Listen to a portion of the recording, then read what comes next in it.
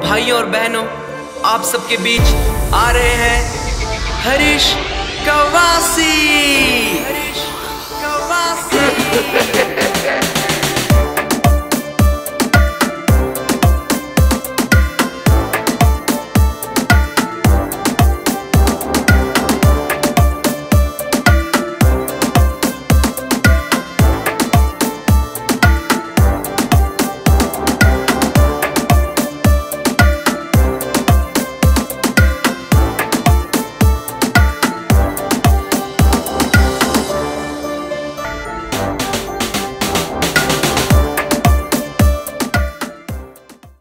आपने समस्या सुन ली, लेकिन आपने काम भी स्टार्ट कर दिया, लेकिन उसका परिणाम सही मिल रहा है कि नहीं, इसका हर साल में 4-4 महीना में एक बार होना चाहिए सर चर्चा, ताकि युवा से आप संबोधित कर सकें। सर, इतना मेरी समस्याएं हैं। जो सबसे पहली समस्या है ये शिक्षा के प्रति, वो अगर ठीक कर देंगे सर, हर एक जो युवा है आज बहुत ऊंची सीढ़ी जगेंगे और सफलता पाएंगे सर। जो पहली समस्या शिक्षा के प्रति। मेरा नाम बुनेश कुमार पदामी है, मैं जीरामपाल पंचायत से हूँ, ग्राम डब्बाराज। सर, मैं गादरास में 9वीं से लेकर 12वीं तक पढ़ाई किया हूँ सर। आज तक 11वीं 12वीं के लिए हॉस्टल नहीं है सर, घर से चावल ला के पढ़ना पड़ता है सर। मैं ये विनती करता हूँ कि गादरास का पुलिया जल्दी बने, स्कूल आने के लिए भी दिक्कत लगता है सर। कभी ऐसा होता है कि कोई 50% लाके किसी अच्छे पद पर पहुँच जाता है, कोई 80% या 90% लाकर भी उस पद पर नहीं पहुँच पाता है। अब ये खुद से सोचने वाली बात है कि 50% वालों के पास ज़्यादा नॉलेज होगा या 80% वालों के पास ज़्यादा नॉलेज होगा। ये चीज़ मतलब ये नहीं कि किसी भी क्षेत्र में, शिक्षा के क्षेत्र में भी यही है और स्वास्थ्य के क्षेत्र में भी यही है। तो कुछ नहीं तो कम से कम इस दो क्षेत्रों से तो हटा ही देना चाहिए। अगर नहीं भी हटा रहे हैं तो केंद्र सरकार की तरफ से कुछ आरक्षण दिए गए हैं, वो मैं आपसे जानना चाहती हूँ कि यहाँ कब से लागू किए जाएंगे। और यहाँ मौजूद सारे घरों का स्वागत है। मेरा नाम सुभाष कोड़िया, मैं यहीं गाजीराज से मूल निवासी हूँ। तो मैं 2 बातों को कहना चाहता हूँ।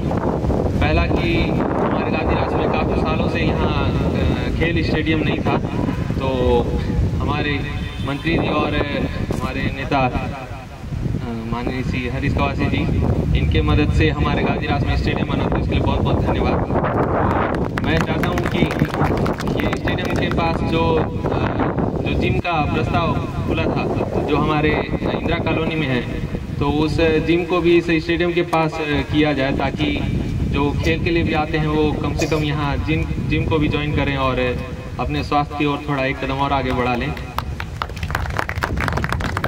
और सर, हमारे ग्रामीण क्षेत्र में शिक्षा बहुत ही कमज़ोर है। शहरी क्षेत्र के बच्चे आज कुछ ही दिन पहले रिजल्ट आ गए हैं, उस रिजल्ट के माध्यम से देखा जाए तो ग्रामीण क्षेत्र के बच्चे आगे निकलकर आ रहे हैं। इसी तरह की शिक्षा ग्रामीण इलाकों में भी व्यवस्था की जाए तो हमारे जो मूल निवासी बच्चे लोग अच्छे से अच्छे पढ़ लिख कर अच्छा हमारे सुकमा जिला का नाम रोशन करेंगे। कविता पोटला है, मैं यही गाजीराज राउतपारा से हूँ और आए हुए माननीय महोदय को मेरा नमस्ते और आए हुए सारे लोगों को भी मेरी ओर से नमस्ते। मैं चाहती हूँ कि सुकमा जिले में MSc खुलवाया जाए। हमको ना यहाँ से ग्रेजुएशन तो हमारा हो जा रहा है साइंस डिपार्टमेंट में, लेकिन MSc नहीं हो पा रहा है सुकमा में। उसके लिए हम लोगों को अदर स्टेट जाना पड़ रहा है, सॉरी अदर डिस्ट्रिक्ट जाना पड़ा। जैसे मैं दंतेवाड़ा से पढ़ाई की हूँ, MSc में दंतेवाड़ा, सॉरी BSc तो मैं दंतेवाड़ा से की हूँ, लेकिन धीरे अभी दंतेवाड़ा जाने के लिए मेरे पास सपोर्ट नहीं है।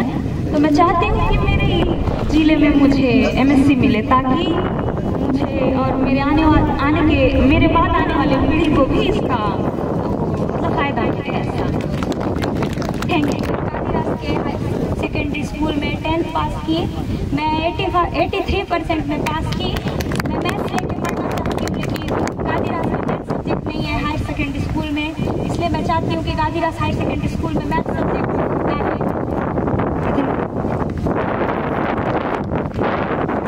अभी आप 10th पास हुई है ना, और मैथ्स के बाद आगे आप क्या सोच रही हैं? आप बताइए कुछ अपने बारे में। बहुत ही बेहतरीन आप बोल रही हैं, 10th पास करके और बहुत ही अच्छा परसेंटेज के साथ पास की गई है। आपका विज़न क्या है? आप अपने आप को कहाँ देखती हैं, कुछ क्षेत्रों को कहाँ देखती हैं? बताइए, आप एक युवा नज़रिया पेश कीजिए आप। सिर्फ गांधीराज में ही क्यों? जी गांधीराज आप 10th में 83% और अच्छे स्कूल में और अच्छे जगह में जाने की सोच नहीं रहे? जी मैं तो अच्छे स्कूल में चले जाऊंगी, मेरे साथ मेरे क्लासमेट्स हैं, उनको कौन भेजेंगे? उनके फैमिली में उनके पास फाइनेंशियल प्रॉब्लम है, तो मैं चाहती हूँ कि मेरे सारे फ्रेंड्स मेरे साथ मैथ्स पढ़े वहाँ पे। अच्छा जी चलो कोशिश करते हैं, ठीक है? जी वहाँ पे इसी वर्ष जी वहाँ पे कॉमर्स भी ले होंगी, बोले मेरा टीचर नहीं है कॉमर्स के पूरे, तो मैं इसलिए बोल रही थी। यार एक बार बहुत जोरदार तालियां बहनों के लिए। गांधीराज से 5 किलोमीटर दूरी पर है कि वहाँ पे नेटवर्क का संशोधन नहीं होने के कारण कुछ ऐसी हॉस्पिटल वगैरह में हमारे इमरजेंसी कॉल करने के लिए नहीं नेटवर्क मिलता है, ना कुछ परेशानी है सर। इसका संशोधन आप कर सकते हैं sir. Network Ballia sir ground net का जमाना है क्यों? जी चलो सर, हर जगह नेट की सुविधा हो, इस पर ध्यान दिया जा रहा है, देखें, ठीक है? तो आप इंटरनेट में क्या देखना पसंद करते हैं? सर मतलब ऐसी पढ़ाई के बारे में कुछ भी सोच सकते हैं कि अगर हम अच्छे से नेट में अगर ग्रेजुएट के कुछ बारे में हम सोचते हैं कि नेट से हम कुछ ऐसे ब्लॉग्स में हम चर्चा कर सकते हैं। आपकी रुचि सबसे ज़्यादा किन विषयों पर है? क्योंकि नेट के द्वारा हम बहुत सारे वैज्ञानिकों का कुछ ऐसा खोज भी देख सकते हैं कि उसमें से हम अपना जानकारी ले सकते हैं सर। एक बार जोरदार तालियां भाई के लिए। नाम लच्छू छोड़ी, जीरामपाल पंचायत से। सर हमारे यहाँ ना एक चीज़ का बहुत 3 चीज़ का परेशानी है। पहला है शिक्षक की ओर से, पढ़ाई की ओर से बताने जा रहा हूँ। और मोदोड़ी में इतना बड़ा स्कूल बनना है कि वहाँ सिर्फ एक ही अधीक्षक है और उसके बाद कोई है नहीं है, और इसके लिए आगे टीचर का कमी होने पर आपके निवेदन करता हूँ। और दूसरी वहाँ पानी का प्रॉब्लम है, और 2-4 किलोमीटर रोड बचा है, उसको पूरा कर दिया। Thank you sir. तमिया पारा का हूँ सर। मेरा है कहना है सर, आपका पढ़ाई के संबंध में स्ट्रगल आपका कैसा रहा सर? सुनना चाहता हूँ पढ़ाई का स्ट्रगल सर आपका कैसा रहा? जी सर। सबसे पहले तो मैं आपको बताऊं, मैं थोड़ा शरारती था और पढ़ाई में थोड़ा कमज़ोर भी था, है ना? लेकिन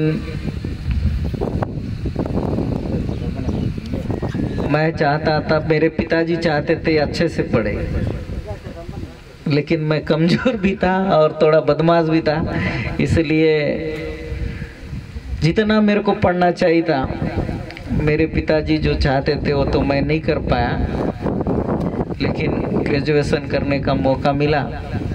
और इसलिए स्ट्रगल नहीं बोल सकते, क्योंकि मैं जब से पैदा हुआ तो पापा संपन्न थे आर्थिक से, सारे चीज़ों से, इसलिए जिस तरह से पढ़ना है, सबसे पहला घर वालों की स्थिति को देख के, है ना? तो आज पहले सुविधाएं बहुत कम थी, आज तो बहुत सारे ऐसे सुविधाएं दे रही है सरकार। बहुत सारे ऐसे लोग हैं जिन्होंने अपना नाम पूरे वर्ल्ड में कमाया, वो उनके पास आपके जैसे गरीब ही थे, वो भी, चाहे डॉक्टर अब्दुल कलाम जी हो, चाहे बड़े बड़े महापुरुष। तो हमको पेश करना है किसी भी समस्या से, उससे डरना नहीं है, उस समस्या को पेश करो, आगे बढ़ो, निश्चित रूप से। सर हम लोग जैसे पढ़ते हैं, जैसे कि रात भर जैसे पढ़ते हैं, सुबह तो हम लोग भूल जाते हैं सर। वो मतलब पढ़ने का कोई मतलब ही नहीं है, इस टाइप का लगता है।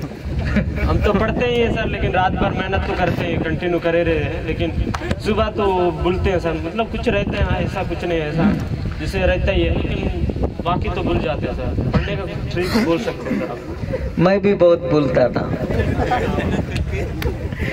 लेकिन जब हम पढ़ते हैं, पढ़ने के बाद हमारा दिमाग सुबह जब उठते हैं तो जो चीज हम लोगों ने किया रात में, उसी चीज के बारे में सोचे तो याद रहेगा। हम अनेक तरह के अपने दिमाग में रखेंगे तो चीज जो रात में पढ़ा वो सुबह भूल गए।